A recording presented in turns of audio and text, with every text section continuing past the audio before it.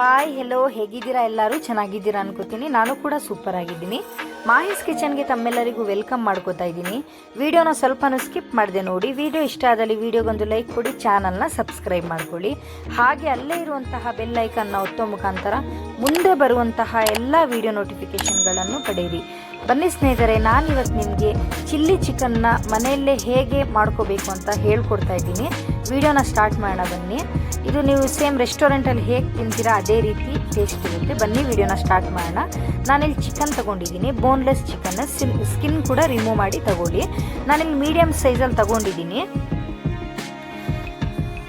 ಒಂದು ಬೌಲಿಗೆ ಚಿಕನ್ನ ಹಾಕ್ಕೊಂಡಿದ್ದೀನಿ ನಾನು.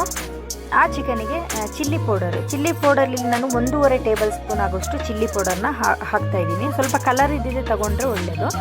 ಅರಿಶಿನ ಪುಡಿ ಒಂದು 1/4 ಚಮಚದಷ್ಟು ಅರಿಶಿನ ಪುಡಿನ ಹಾಕಿದ್ದೀನಿ. ನಂತರ ಪೆಪ್ಪರ್ ಪೌಡರ್ 1 ಟೇಬಲ್ ಸ್ಪೂನ್ ಅಷ್ಟು ಹಾಕಿ, ಶುಂಠಿ ಬೆಳ್ಳುಳ್ಳಿ ಪೇಸ್ಟ್ ಒಂದು ಅರ್ಧ ಟೇಬಲ್ ಸ್ಪೂನ್ ಅಷ್ಟು ಶುಂಠಿ ಬೆಳ್ಳುಳ್ಳಿ ಪೇಸ್ಟ್ ಹಾಕ್ತಾಯಿದ್ದೀನಿ. ವೆನಿಗರ್ 1 ಟೇಬಲ್ ಸ್ಪೂನ್ ಆಗೋಷ್ಟು ವೆನಿಗರ್ನ ಹಾಕ್ತಾಯಿದ್ದೀನಿ. ಉಪ್ಪು ರುಚಿಗೆ ತಕ್ಕಷ್ಟು ಉಪ್ಪು ಹಾಕ್ಕೊಳ್ಳಿ. ಜಾಸ್ತಿ ಹಾಕಕ್ಕೆ ಹೋಗ್ಬಿಡಿ, ಸಾಸಲ್ಲಿ ಉಪ್ಪು ಇರುತ್ತೆ, ಹಾಗಾಗಿ ಸ್ವಲ್ಪ ನೋಡಿ ಹಾಕ್ಕೊಳ್ಳಿ ಉಪ್ಪು. ನಾನು ಇಲ್ಲೊಂದು ಅರ್ಧ ಟೇಬಲ್ ಸ್ಪೂನ್ ಆಗೋಷ್ಟು ಉಪ್ಪು ಹಾಕಿದ್ದೀನಿ. ಇದನ್ನ ಕ್ಲೀನಾಗಿ ಮಿಕ್ಸ್ ಮಾಡ್ಕೊತಾ ಇದ್ದೀನಿ.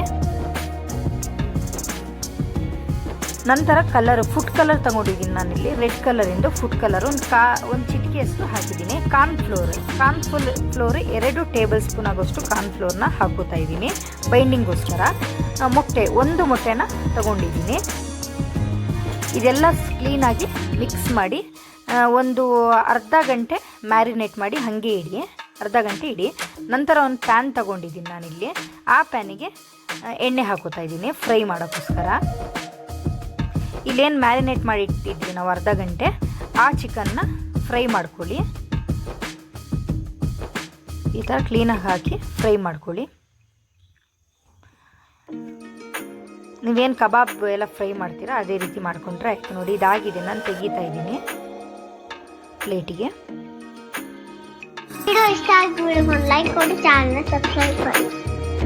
ನಂತರ ಮತ್ತೊಂದು ಪ್ಯಾನ್ ತೊಗೊಂಡಿದ್ದೀನಿ. ಆ ಪ್ಯಾನಿಗೆ 3 ಟೇಬಲ್ ಸ್ಪೂನ್ ಆಗೋಷ್ಟು ಆಯಿಲ್ನ ತೊಗೊಂಡಿದ್ದೀನಿ. ಬೆಳ್ಳುಳ್ಳಿ ಹಾಕ್ತಾಯಿದ್ದೀನಿ. ಅದಕ್ಕೆ ಒಂದು 8 ರಿಂದ 9 ಬೆಳ್ಳುಳ್ಳಿನ ಕ್ಲೀನಾಗಿ ಚಿಕ್ಕದಾಗಿ ಕಟ್ ಮಾಡ್ಕೊಂಡಿದ್ದೀನಿ. ಅದ್ರ ಜೊತೆ ಶುಂಠಿ ಕೂಡ ಚಿಕ್ಕದಾಗಿ ಕಟ್ ಮಾಡ್ಕೊಂಡಿದ್ದೀನಿ. ಅದು ಕೂಡ ಕ್ಲೀನಾಗಿ ಫ್ರೈ ಮಾಡ್ಕೊಳ್ಳಿ. ಗ್ರೀನ್ ಚಿಲ್ಲಿ ತೊಗೊಂಡಿದ್ದೀನಿ, 1-2 ಗ್ರೀನ್ ಚಿಲ್ಲಿನ ಚಿಕ್ಕದಾಗಿ ಕಟ್ ಮಾಡ್ಕೊಂಡಿದ್ದೀನಿ. ಎಳ್ಳು 2 ಟೇಬಲ್ ಸ್ಪೂನ್ ಆಗೋಷ್ಟು ಎಳ್ಳನ್ನು ಹಾಕ್ತಾಯಿದ್ದೀನಿ. ಎಲ್ಲ ಕ್ಲೀನಾಗಿ ಫ್ರೈ ಮಾಡ್ಕೊಳ್ಳಿ. ಈರುಳ್ಳಿನ ಈ ಥರ ಕಟ್ ಮಾಡಿ ಹಾಕ್ತಾಯಿದ್ದೀನಿ. 1 ಈರುಳ್ಳಿ ತೊಗೊಂಡಿದ್ದೀನಿ ನಾನಿಲ್ಲಿ, ಅದು ಕೂಡ ಫ್ರೈ ಆಗಲಿ, ಸ್ಮೂತ್ ಆದರೆ ಸಾಕು. ಕ್ಯಾಪ್ಸಿಕಮ್ 2 ಕಲರಿನ ತೊಗೊಂಡಿದ್ದೀನಿ. ರೆಡ್ ಸಿಕ್ಕಿದ್ರೆ ರೆಡ್ಡು ಹಾಕ್ಕೊಳ್ಳಿ, ಚೆನ್ನಾಗಾಗುತ್ತೆ. ನಾನಿಲ್ಲಿ 2 ಕಲರಿನ ತೊಗೊಂಡಿದ್ದೀನಿ. ಕಾರ್ನ್ಫ್ಲೋರ್ ಸ್ವಲ್ಪ ನೀರು ತೊಗೊಂಡು ಒಂದು ಬೌಲಲ್ಲಿ ಕಾರ್ನ್ಫ್ಲೋರ್ 1 ಟೇಬಲ್ ಸ್ಪೂನ್ ಹಾಕಿ ಮಿಕ್ಸ್ ಮಾಡಿ ಇಟ್ಕೊಂಡಿದ್ದೀನಿ ನಾನು. ನೆಕ್ಸ್ಟ್ ಹೇಳ್ತೀನಿ ಅದು. ನೋಡಿ, ಇದು ಫ್ರೈ ಆಗ್ತಾ ಇದೆ. ಈಗ soya sauce dark soya sauce ಇದ್ದರೆ 1-2 ಟೇಬಲ್ ಸ್ಪೂನ್ ಹಾಕ್ಕೊಳ್ಳಿ. ನಾರ್ಮಲ್ ಸೋಯಾ ಸಾಸ್ ಅಂದರೆ 3 ಟೇಬಲ್ ಸ್ಪೂನ್ ಆಗೋಷ್ಟು ಹಾಕ್ಕೊಳ್ಳಿ. ನಾನಿಲ್ಲಿ 3 ಟೇಬಲ್ ಸ್ಪೂನ್ ಆಗೋಷ್ಟು ಬಿದ್ದಿದೆ, ಹಾಕ್ಕೊಂಡಿದ್ದೀನಿ. ಅದು ಕೂಡ ಕ್ಲೀನಾಗಿ ಫ್ರೈ ಮಾಡ್ಕೊಳ್ಳಿ. ಈಗ ಟೊಮ್ಯಾಟೊ ಸಾಸು ಕೂಡ ಇಲ್ಲಿ ನಾನಿಲ್ಲಿ ಒಂದು 2 ರಿಂದ 3 ಟೇಬಲ್ ಸ್ಪೂನ್ ಆಗೋಷ್ಟು ತಗೊಂಡಿದ್ದೀನಿ. ಇದು ಸ್ಪೈಸಿ ಆಗಿರೋದ್ರಿಂದ ಸ್ವಲ್ಪ ಜಾಸ್ತಿನೇ ಹಾಕ್ಕೊಂಡ್ರೆ ಚೆನ್ನಾಗಾಗುತ್ತೆ. ಈಗ ರೆಡ್ ಚಿಲ್ಲಿ ಸಾಸ್ ಇಲ್ಲಿ ಸ್ವಲ್ಪ ಜಾಸ್ತಿ ಹಾಕ್ಕೊಳ್ಳಿ. ಇಲ್ಲಿ ನಾನು 3 ಟೇಬಲ್ ಸ್ಪೂನ್ ಆಗೋಷ್ಟು ಫುಲ್ ತೊಗೊಂಡಿದ್ದೀನಿ ರೆಡ್ ಚಿಲ್ಲಿ ಸಾಸ್ನ. ಚಿಕನ್ ಆಗಿರೋದ್ರಿಂದ ರೆಡ್ ಚಿಲ್ಲಿ ಸಾಸ್ ಸ್ವಲ್ಪ ಜಾಸ್ತಿ ಹಾಕ್ಕೊಳ್ಳಿ. ಅದು ಕೂಡ ಕ್ಲೀನಾಗಿ ಫ್ರೈ ಮಾಡ್ಕೊಳ್ಳಿ. ಗ್ಯಾಸ್ನ ಫಾಸ್ಟಲ್ಲೇ ಇಟ್ಕೊಳ್ಳಿ. ಏನು ಕಾರ್ನ್ಫ್ಲೋರ್ನ ನಾನು ನೀರಲ್ಲಿ ಕಲಸಿ ಇಟ್ಕೊಂಡಿದ್ದೆ, ಅದನ್ನ ಈಗ ಆ್ಯಡ್ ಮಾಡ್ತಾಯಿದ್ದೀನಿ ನಾನು ಅಲ್ಲಿಗೆ. ಇದು ಸ್ವಲ್ಪ ಥಿಕ್ನೆಸ್ ಬರೋಕ್ಕೆ, ಚಿಕನಿಗೆ ಕ್ಲೀನಾಗಿ ಕೋಟಿಂಗ್ ಆಗುತ್ತೆ ಎಲ್ಲ ಮಸಾಲೆ, ಹಾಗಾಗಿ ನಾನು ಕಾರ್ನ್ಫ್ಲೋರ್ನ ಯೂಸ್ ಮಾಡ್ತಾಯಿದ್ದೀನಿ.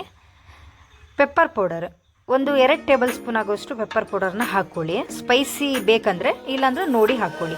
ಈಗ ಏನು ಫ್ರೈ ಮಾಡಿ ಇಟ್ಕೊಂಡಿದ್ದೆ ಚಿಕನ್ನ, ಅದನ್ನ ನಾನು ಇಲ್ಲಿಗೆ ಸೇರಿಸ್ತಾ ಇದ್ದೀನಿ. ಎಲ್ಲ ಕ್ಲೀನಾಗಿ ಮಿಕ್ಸ್ ಕೊಡಿ. ತುಂಬ ಟೇಸ್ಟಿಯಾಗಿರುತ್ತೆ. ಒಂದ್ಸಲಿ ಮಾಡಿ ನೋಡಿ, ಕಮೆಂಟ್ ಬಾಕ್ಸಲ್ಲಿ ನನಗೆ ಹೇಗೆ ಬಂದಿತ್ತು ಅಂತ ತಿಳಿಸಿ. ನೋಡಿ, ಇಷ್ಟ ಆದರೆ ಸಾಕು. ಗ್ಯಾಸ್ನ ಹೈ ಫ್ಲೇಮಲ್ಲೇ ಇಟ್ಕೊಂಡಿರಿ ಆಗೋ ತನಕ. ಈಗ ನಾನು ಕೊತ್ತಂಬರಿ ಸೊಪ್ಪು ಕಟ್ ಮಾಡಿ ಹಾಕ್ತಾಯಿದ್ದೀನಿ. ಹಾಕಿ ಒಂದು ಮಿಕ್ಸ್ ಕೊಡ್ತಾಯಿದ್ದೀನಿ. ಇದು ರೆಡಿಯಾಗಿದೆ, ನೀವು ಸರ್ವ್ ಮಾಡ್ಬೋದು. ಇದು ತುಂಬ ಚೆನ್ನಾಗಿರುತ್ತೆ, ಒಂದ್ಸಲಿ ಟ್ರೈ ಮಾಡಿ. ವಿಡಿಯೋ ಇಷ್ಟ ಆಗಿದೆ ಅನ್ಕೋತೀನಿ. ವಿಡಿಯೋ ಇಷ್ಟ ಆಗಿದ್ದರೆ ಪ್ಲೀಸ್ ವಿಡಿಯೋಗೊಂದು ಲೈಕ್ ಕೊಡಿ, ಚಾನಲ್ನ ಸಬ್ಸ್ಕ್ರೈಬ್ ಮಾಡ್ಕೊಳ್ಳಿ. ಯಾರು ನನ್ನ ಚಾನಲ್ನ ಇನ್ನೂ ಸಬ್ಸ್ಕ್ರೈಬ್ ಮಾಡದೆ ನೋಡ್ತಾ ಇದ್ದೀರಾ ಪ್ಲೀಸ್ ಚಾನಲ್ನ ಸಬ್ಸ್ಕ್ರೈಬ್ ಮಾಡ್ಕೊಳ್ಳಿ. ಹೀಗೆ ಸಪೋರ್ಟ್ ಮಾಡ್ತಾ ಇರಿ ಅಂತ ಹೇಳ್ತಾ ಮುಂದೆ ಹೊಸ ಹೊಸ ರೆಸಿಪಿಯೊಂದಿಗೆ ಮತ್ತೆ ಭೇಟಿ ಆಗ್ತೀನಿ. ಅಲ್ಲಿವರೆಗೂ ಕಾಯ್ತಾ ಇರಿ. Thank you.